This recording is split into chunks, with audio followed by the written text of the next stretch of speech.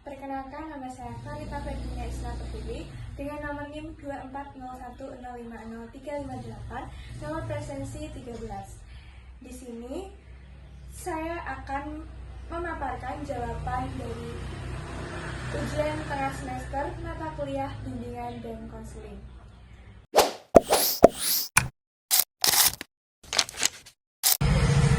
Bimbingan dan konseling dibutuhkan karena setiap peserta didik itu memiliki potensi, kemampuan yang berbeda-beda. Melalui layanan bimbingan dan konseling, guru dapat membantu siswa mengenali potensi dalam dirinya, menyesuaikan diri dengan lingkungan sekolah, serta mengatasi kesulitan dalam belajar yang dihadapi dalam setiap peserta didik. BK juga berperan penting dalam menciptakan suasana belajar yang nyaman, sehat, dan mendukung perkembangan optimal peserta didik.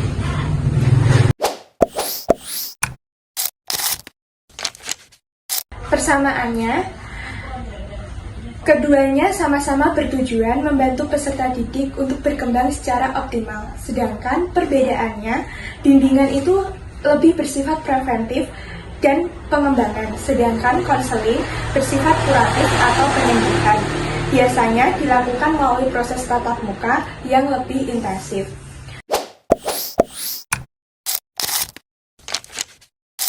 Tujuan utama bimbingan dan konseling adalah membantu peserta didik mencapai kemandirian dan perkembangan pribadi, sosial, belajar, serta karir secara optimal.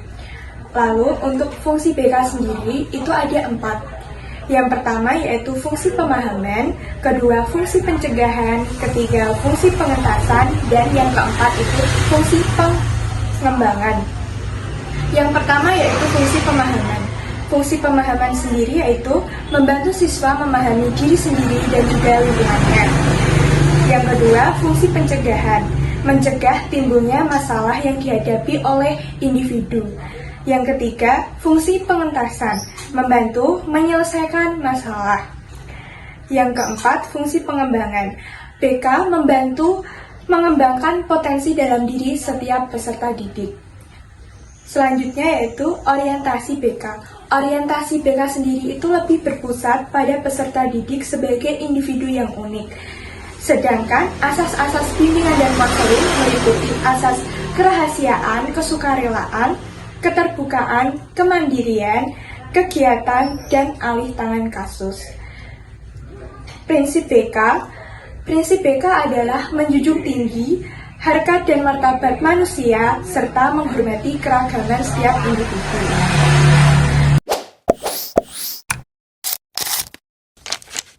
Landasan BK mencakup landasan filosofis, psikologis, sosial budaya, dan pedagogis.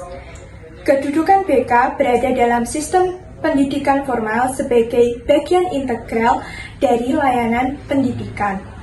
Terdapat 3 wilayah dan bidang utama dalam penyelenggaraan bimbingan dan konseling, yaitu bimbingan pribadi, bimbingan sosial, dan bimbingan belajar dan karir.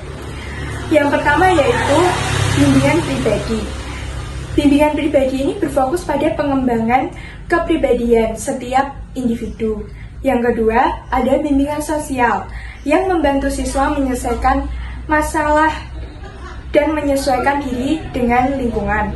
Yang ketiga, bimbingan belajar atau karir yang membantu siswa mengatasi kesulitan dalam belajar dan merencanakan masa depan.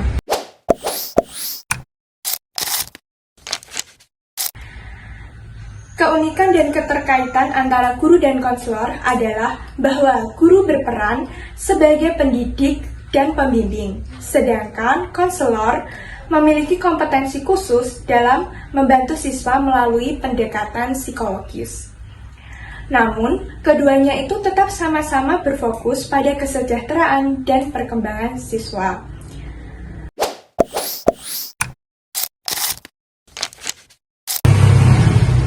Guru abad 21 harus memiliki kemampuan dalam komunikasi empatik, yaitu kemampuan untuk memahami perasaan dan sudut pandang siswa dengan tulus.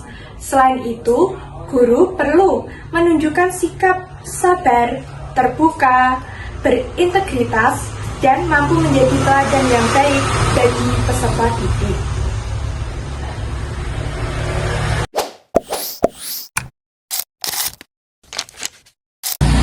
Sebagai calon guru kelas sekolah dasar, meskipun bukan guru bimbingan dan konseling, kita tetap perlu memberikan dukungan dan juga memahami dasar-dasar bimbingan dan konseling yang bisa kita terapkan dalam interaksi sehari-hari di kelas. Contohnya, fungsi bimbingan dan konseling dalam pembelajaran. Guru membantu siswa memahami kelebihan dan kekurangannya, memberikan dukungan ketika siswa menghadapi kesulitan, dan mencegah munculnya masalah dengan menciptakan suasana belajar yang positif. Yang kedua, orientasi BK. Guru berorientasi pada kebutuhan dan potensi setiap anak. Misalnya, ketika ada siswa yang pendiam, guru itu bisa memberikan perhatian khusus kepada murid yang pendiam tersebut agar murid itu berani untuk lebih percaya diri lagi dan akhirnya dia bisa aktif dalam pembelajaran di kelas. Lalu yang ketiga itu asas BK, asas kerahasiaan. Guru itu harus bisa menjaga pribadi siswa yang memiliki masalah pribadi. Jadi guru itu harus merahasiakan masalah yang peserta didik itu sampaikan kepada guru, agar masalah tersebut itu tidak melebar kemana-mana. Lalu yang kedua, asas kesukarelaan. Guru itu tidak memaksa siswa untuk bercerita, tetapi menciptakan suasana belajar yang nyaman agar siswa mau terbuka. Jadi ketika siswa itu ditanya oleh guru dan dia itu tidak mau menjawab, jadi kita itu harus sabar dan biarkan siswa itu mau bercerita sendiri tentang masalah yang dia hadapi. Lalu yang ketiga, asas keterbukaan dan kemandirian. Guru membantu siswa belajar mengambil keputusan sendiri secara bijak. Jadi ketika siswa itu memiliki sebuah permasalahan, kita itu emang harus membantu, tapi kita biarkan dulu seperti siswa itu mencari masalahnya itu mencari solusi masalahnya itu dengan mandiri, agar kita bisa membantu peserta didik tersebut berpikir secara kritis. Nah, melalui penerapan prinsip-prinsip ini, guru kelas dapat berperan tidak hanya sebagai pengajar, tetapi juga sebagai pembimbing dan motivator yang membantu siswa tumbuh menjadi pribadi yang mandiri, percaya diri, dan berakhlak mulia. Demikian pemaparan yang dapat saya sampaikan mengenai pemahaman dan penerapan bimbingan dan konseling di sekolah dasar. Semoga apa yang saya sampaikan dapat bermanfaat bagi kita semua. Sekian, wassalamualaikum warahmatullahi wabarakatuh.